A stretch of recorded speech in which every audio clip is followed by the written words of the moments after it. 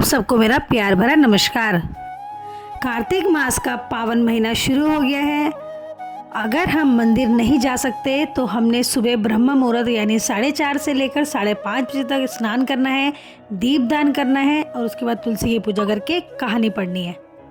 चलिए आज पढ़ते हैं हम 9वां अध्याय। राजा पृथु ने कहा, हे नारद जी, आपने कार्तिक मास के व्रत में तुलसी की जड़ में भगवान विष्णु का निवास बताकर उस स्थान की मिट्टी का पूजन बतलाया है। अब मैं भी श्री तुलसी जी के महात्म को सुनना चाहता हूँ। तुलसी कहाँ और कैसे उत्पन्न हुई ये बताने की कृपा करें। नारद जी ने कहा, हे राजन, एक समय जब देवगुरु बृहस्पति और देवराज इंद्र कैलाश पर्वत पर शंकर जी का दर्शन करने के लिए गए तो शंकर जी ने उनकी परीक्षा ली।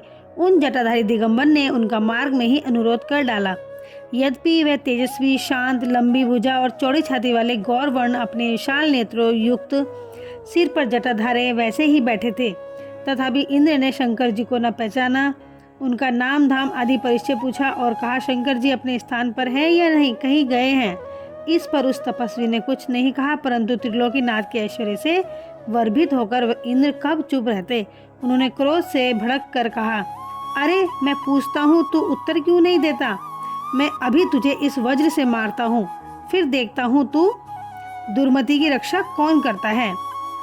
फिर ज्यों ही दिगंबर को मारने के लिए हाथ में वज्र लिया, त्यों ही भगवान शंकर ने वज्र सहित उनका हाथ स्तंभित कर दिया और विकराल नेत्र कर ज्यों ही उसे देखा तो ऐसा विदित हुआ मानो वह दिगंबर प्रज्वलित हो उठा है और तेज से जला देगा।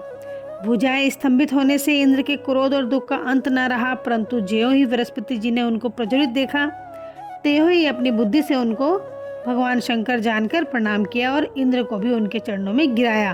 फिर बृहस्पति जी बोले, हे दीनानाथ, अपना क्रोध रोककर इंद्र का अपराध क्षमा कीजिए।